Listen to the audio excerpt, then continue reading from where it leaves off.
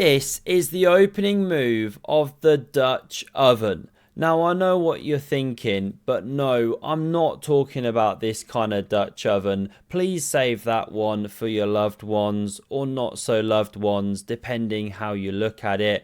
We're trying to keep it classy here on this channel. No goat's testicles today. Instead, we're witnessing the goat with the black pieces playing a brand new opening. I had to call it something. And he's playing against a blitz beast, Alireza Firouzja. It's the finals of the Speed Chess Championship played in early February 2026. It's online chess, but they're in the studio opposite each other. Clock times on the left there, 1 minute each, and they get a second back per move. Now let's go here, because it all looks super normal. This move here avoids a mainline Nimzo Indian that starts with the knight here and bishop b4, but Magnus insists. He throws in this check. It's called the Bogo Indian defense, and white's got a big choice of how to block that check. You could even go with this knight, but that looks stupid.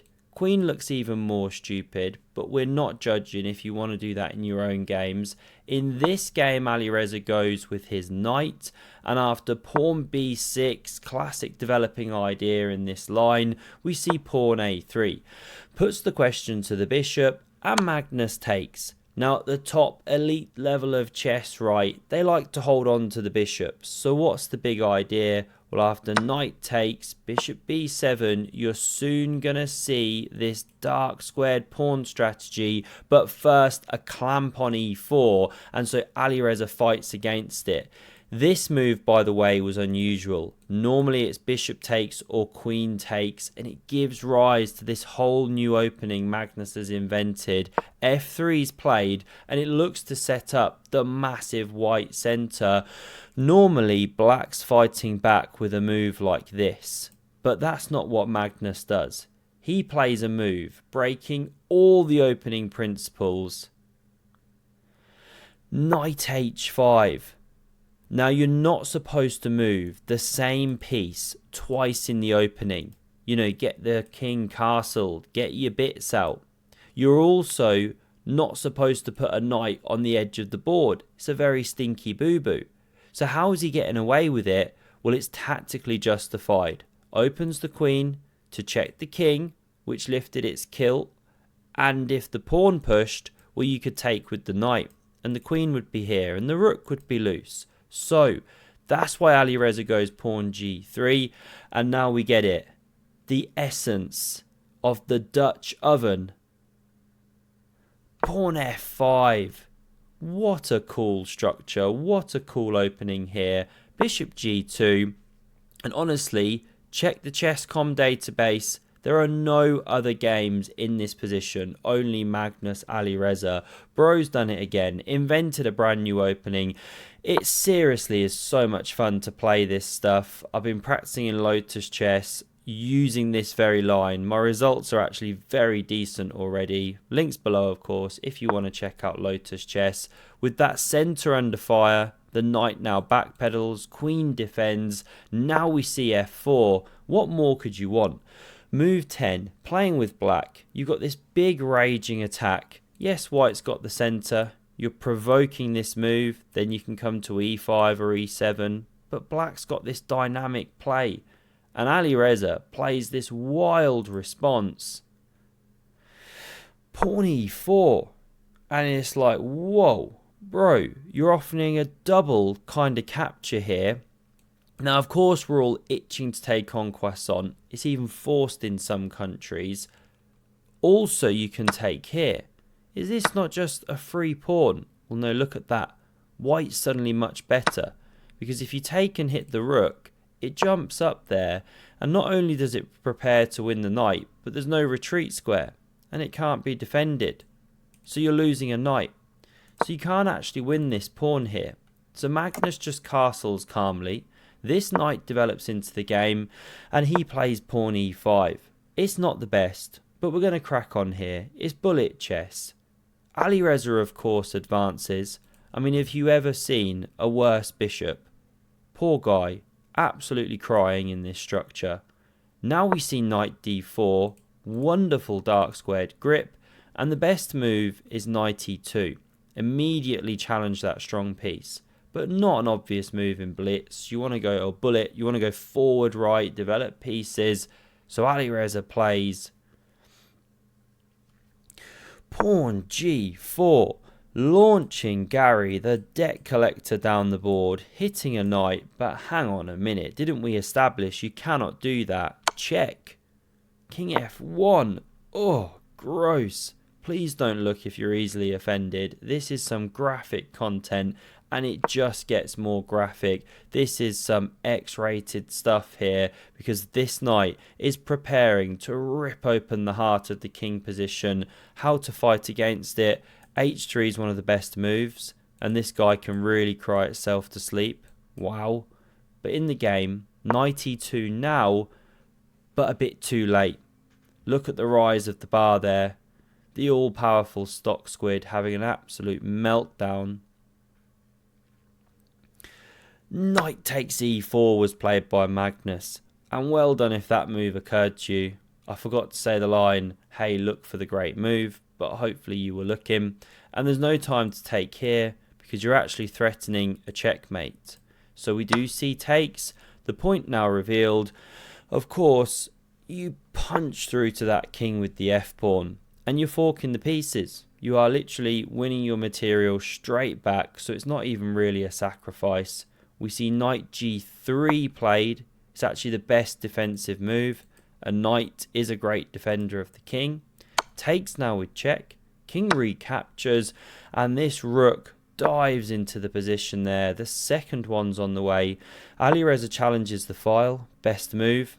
You could also have given up the queen there, just to give you a sense of how bad things are. Now we see the rooks double up here. Takes. Rook recaptures. And before you can say, here come the chess men in black. Galaxy defenders. What a bunch of lads. Alireza pushes the pawn and gains space. He couldn't play h3 to defend g4, or the knight would be loose. So this is how the game went. Magnus gobbles up that g-pawn there. Does make a wonderful gobble noise as he does so. Kind of like a turkey, really. The whole wattle sort of wobbling. He's really chewing the gum away in this match as well. We love to see it. With great moustache comes great responsibility, as we've already discussed. The knight is under fire here, and it actually allows a brilliancy. If you want to test your puzzle rush, do so. If you want to see the brilliancy, here it comes. Knight e2. What a move. Now you can't take because the knight's pinned. And the whole point of the move is you're now attacking this 1, 2, 3 times. You know, it's collapsing. And of course we have to ask, what if queen takes? Well, you can probably see it. Bang! You get fossilized like this. I mean, if rook takes, you win the queen. If the king steps away, then you sort of check it back. Not so fast, Sonny Jim. And you win the queen and you mate the king. So, in the game, no knight e2. Magnus instead went for this one. I mean, they're both low on time at this point. He did use a bunch of time there looking for a kill. His spidey senses were tingling. Takes is now played, and queen takes on e4 check. So black is actually an exchange down here. You know, knight for rook. But extra pawns, exposed king, initiative means that black is still better. This is the game. Check. These aren't all the most precise moves, but what does that matter? This is blitz chess, this is human chess, this is fun chess. King checked all over the place. An immediate d6 is apparently best. Cover the central pawn, but Magnus flicks in this check. Now apparently if king f1, things start getting really unclear. You know, white does have an extra exchange. If you can ever get it into the game somehow, or open this bishop up, or push these pawns, okay, be careful, but you get the idea. But this was played. And it gets the double question marks of doom, because Magnus now hunts, eats more prawns. He's a hungry, hungry hippo. Now we see rook f1. This bishop's bouncing round, hits the queen. She goes away. Knight centralized. It's a wonderful attack here. Alireza even offers the queen exchange. It's a sign of desperation because obviously Magnus obliges here. I mean, look at his fans. They love it when the queens leave the board. They really do. Now we see the rook recapture. Don't blunder a knight. Defended. X-ray attack on the king. So it steps up. And what's crazy about this game is it looks great for black, right? Just push these pawns. Maybe immediately. But Magnus goes for this different plan. Doesn't stop the king invading, which he should. He plays like this for the loose pawn. But it really is the wrong way to go. Because Alireza defends and he starts attacking. He starts winning queenside pawns. King f6, g5 is best. Rook f1's covered for now. This was the game though, not the move. Takes. I mean, it's bullet chess. They're on seconds, so no criticism. But it's interesting how even though black was so winning, the game still can turn at the drop of a hat. What? What is it? He's winning all his pawns! a4 strong to force through b5. Not found. Instead, we got king a6, knight e5, defends the pawn there. This is how things proceeded. Rook hit, saved, g5 on the board. And now a sad end to a wonderful game. Rook c7 check is best, and the game goes on. Apparently white's a bit better, although somehow looks easier for black to play. But in the game, bishop d4. And I believe that's what we call a brain fart, or just a blunder in ridiculously low bullet chess time. Takes by Magnus, and that's the end of the game. 50 moves, really fun little one there. I love this black opening. Do give it a go yourself. It really is fun to play. Thanks a lot for watching, and have a look at the video on screen if you want to see this same opening from this same match. More incredible fun, and I hope to see you soon. Cheers.